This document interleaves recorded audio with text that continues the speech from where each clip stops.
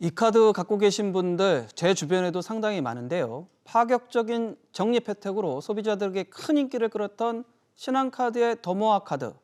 그런데 비용 감당이 어려워진 신한카드가 약관 변경까지 추진하기로 해 논란이 일고 있습니다. 소비자 반발이 만만치 않고 금융당국도 시큰둥한 반응입니다.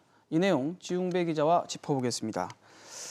최근 이 부정 결제 사용하는 사례가 드러나면서 신한카드가 수백 명의 그 카드를 정지한 일이 있었죠. 예, 허위로 의심되는 결제 정황이 발견된 건데요. 실제 물품을 사지 않은 채 5,990원씩 쪼개기 결제를 반복한 겁니다. 신한카드에 따르면 일부 약사와 그 지인, 가족들이 매일 동일한 카드 번호별 순서로 결제하고 결제 간격도 1, 2초에 불과했습니다. 그중에는 한 달에 100만 포인트 이상 적립한 약사들도 여럿 있었습니다. 신한카드는 이상 결제 행태를 보인 890명의 고객에게 소명을 요청했고 그중 소명에 불응하거나 불분명해 부정결제로 의심되는 고객의 경우 지난달 29일부터 신용카드를 정지시켰습니다. 허위 결제를 하고 신용카드를 양도양수하는 것으로 의심되는 정황상 관련 법을 위반했다는 게 신한카드의 주장입니다. 앞서서는 가맹점 번호를 여러 개 신청한 뒤 가맹점당 하루에 한 번으로 제한되는 5,990원 결제를 여러 번 할 수 있도록 한 제약몰이 가맹점 지위를 박탈당하기도 했습니다.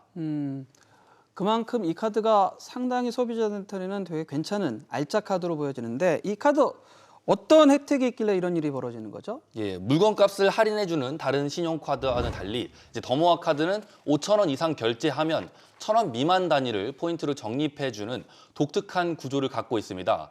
가령 5,990원을 결제하면 990포인트를 적립해주는 겁니다. 이 때문에 카드 이용자들 사이에서는 공과금을 5,990원씩 쪼개서 적립률을 16%로 높이는 방식이 확산되기도 했습니다. 통상적으로 신용카드 적립률이 5% 전후인 것과 비교하면 상당히 높은 수준이라고 할 수 있습니다. 자연스럽게 카드사들이 부담이 늘어날 수밖에 없는 구조인 셈입니다.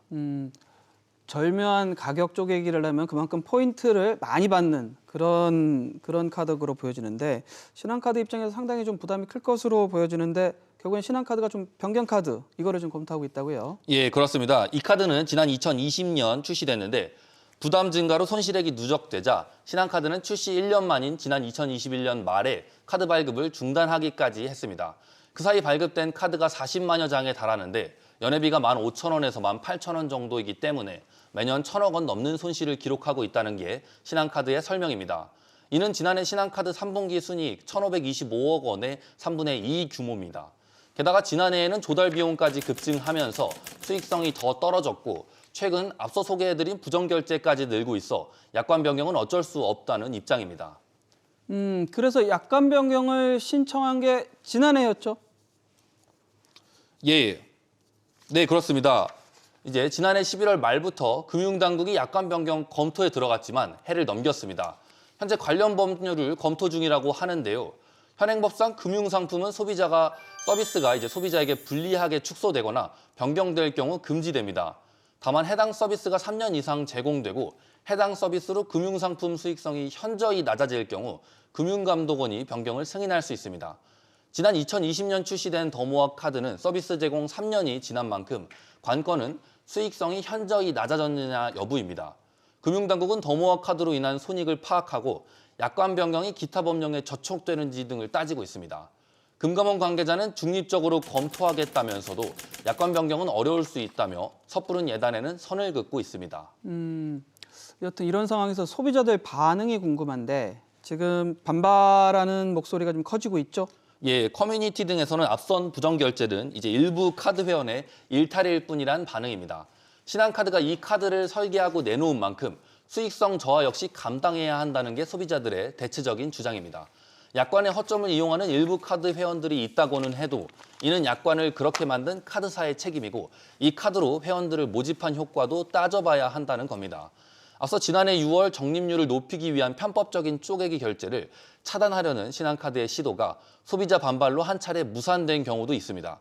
카드사 입장에서는 안타깝지만 우선적인 책임은 발급한 카드사에 있다고 전문가들은 입을 모으고 있습니다.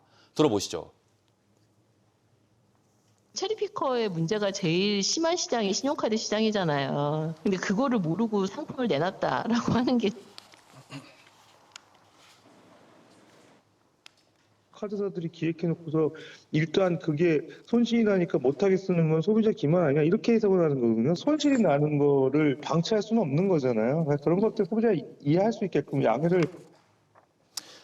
하지만 수익성 타격이 심각한 신한카드 입장에선 약관을 변경해 월 포인트 적립 한도와 횟수를 제한하고 싶을 텐데 카드사의 수익성과 소비자의 후생 감소 사이에서 금융당국이 장고를 거듭하고 있습니다.